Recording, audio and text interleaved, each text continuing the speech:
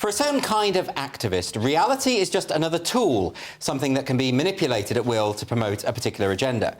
Such people live in a world of individual truths and what they call different ways of knowing. In other words, facts that are unhelpful to the cause must be jettisoned or twisted into a more convenient shape.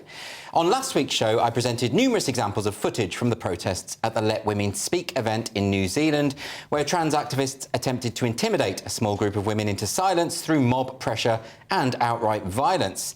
And now we have this from a New Zealand media outlet calling itself Media Watch, in which the violence that we all saw is outright denied. Instead, we have a focus in this article on the joy and the singing and the dancing of the protesters. Let's have a look. Oh, well, maybe they're just terrible choreographers. Because this footage looks an awful lot like an angry mob pushing and shoving to get access to one woman who, if it weren't for the bravery of her stewards, would almost certainly have been violently attacked, which is exactly what happened to the elderly woman who was repeatedly punched in the face by protesters after they tore a barrier apart and burst through. Footage we can't show here because it's too violent, but it has been circulating online for anyone who cares to see it. Now, it's one thing for the media to lie to us. That's always occurred in one form or another.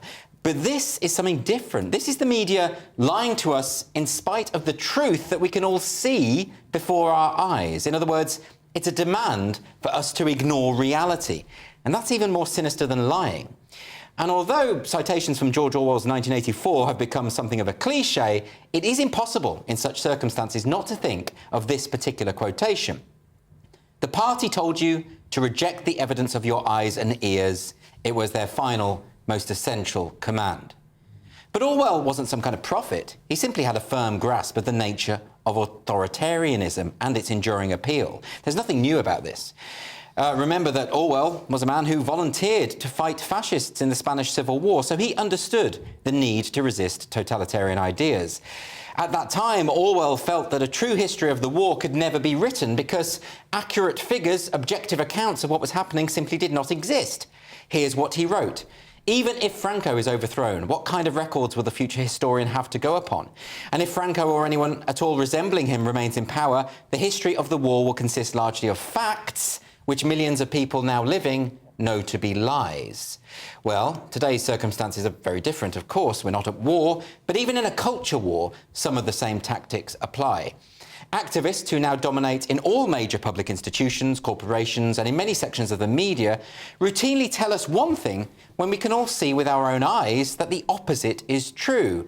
We all remember the coverage of protests in Kenosha on CNN, which described them as mostly peaceful in spite of the backdrop of burning cars and buildings. We all remember the BBC being rightly mocked for a description of largely peaceful protests in London, even though 27 police officers were injured, which is reminiscent, of course, of Chemical Ali, the Iraqi information minister, who claimed that the Western infidels were on the verge of defeat and slaughter, just as the US tanks were rolling into Baghdad. Because when authoritarians are in charge, there are always two versions of reality. That's why major media outlets are continually claiming that women's rights campaigners are far right, hard right, extreme right, or even fascists. And yet here's what the Communist Party of Britain posted on its website this week. The Communist Party rejects gender self-ID as the basis for sex-based entitlements in law to women's single-sex rights, spaces and facilities. We call for sex as a protected characteristic under the 2010 Equality Act to be defined as biological sex. Well, I guess communists are far right now. Welcome to the world of topsy-turvydom. And the examples are endless. So major medical journals are now saying things like sex is a spectrum, like this one from Nature magazine.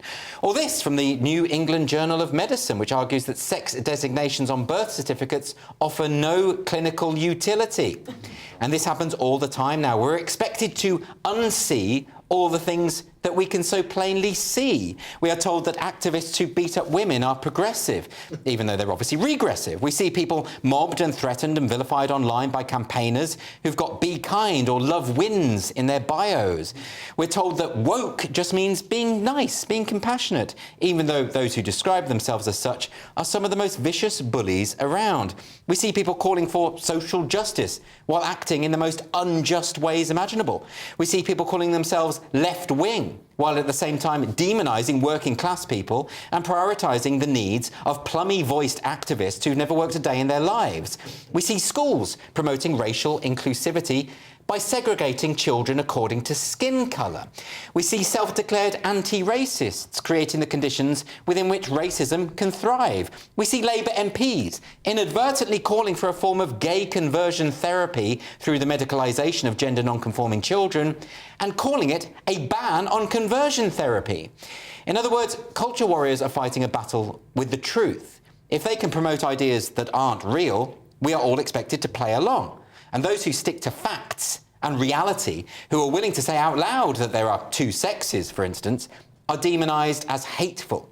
But to speak unfashionable truths is not hate, it's heresy. And that's the thing that fundamentalists fear the most.